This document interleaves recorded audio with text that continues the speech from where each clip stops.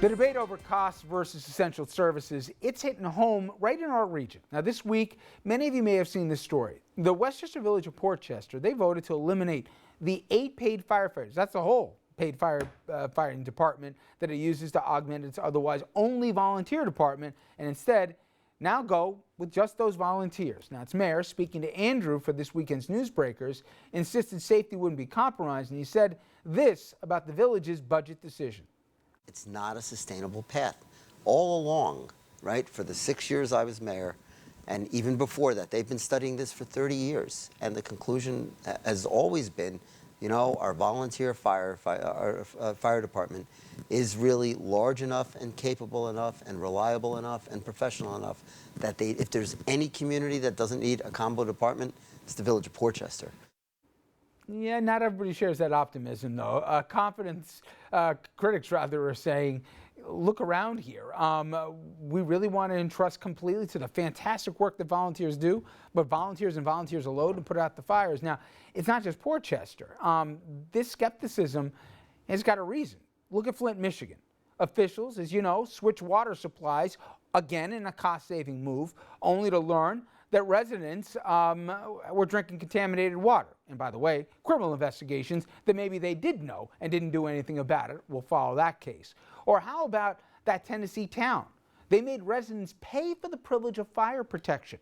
And when the home of a man who didn't pay, that fee, his house caught fire, firefighters drove up to the house, watched it burn, rather than put it out. And I can point to other cases. PDs in New Jersey have cut back substantially here, etc. Some have shuttered them entirely. I think the public has always understood that, and I'm picking two random towns, Scarsdale Public Schools will be better than Yonker Public Schools. Whether that's fair or not, the tax base has something to do with it.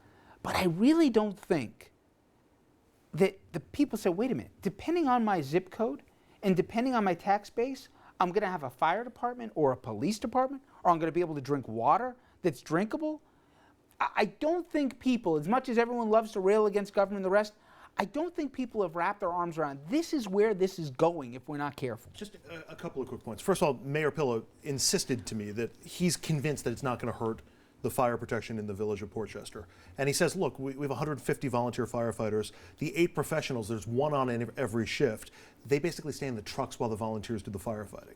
And the reason I bring this up is because there's so much talk about consolidation of municipal services and government services. We've heard it in Westchester from Rob Estorino. We've heard it from Andrew Cuomo on the state level, encouraging consolidation where it makes sense.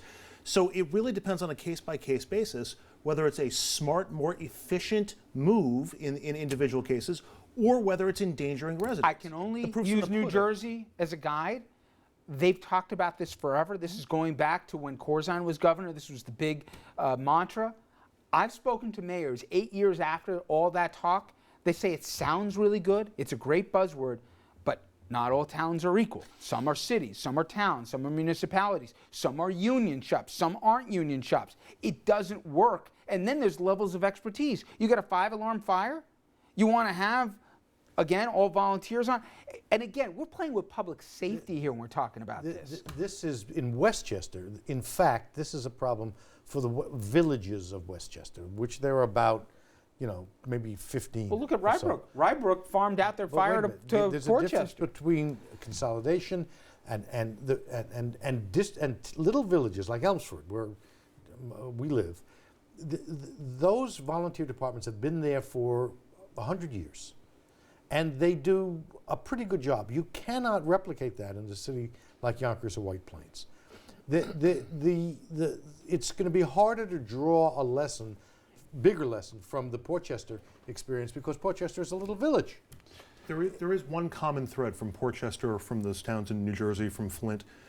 The option of raising taxes was there to try to generate more revenue. And in each of those cases, they took that option off the table for one reason or another. In Portchester's case, they thought it would hurt the overall economy, and they're trying to rebound. But it's either cut costs or raise revenue. But Dom, and I got less in a minute, but we looked at that Tennessee story. There are cities where you have to pay a fee if you want your fire put out. No one in Westchester, no one in New York is talking about But you know what? It's happening in places. And if somebody said, Well, a state and a city wouldn't save a few bucks and have people drink contaminated water. Give me a break. We've seen what's happened in Flint, and now they're doing it to every single city in New Jersey to test about that water quality, and there's a state of emergency in Newburgh. I'm seeing a lot more corners getting cut. And it's a problem. And Andrew's right. The bottom line is they don't want to raise taxes. Yep. Oh, politicians. Excuse me, Mr. Brodsky. They don't want to look bad for the public. And my so only they don't point want to is, raise. Why are you looking at me if like you that? think, hey, You're a it's a sign of the journalist. times, everybody.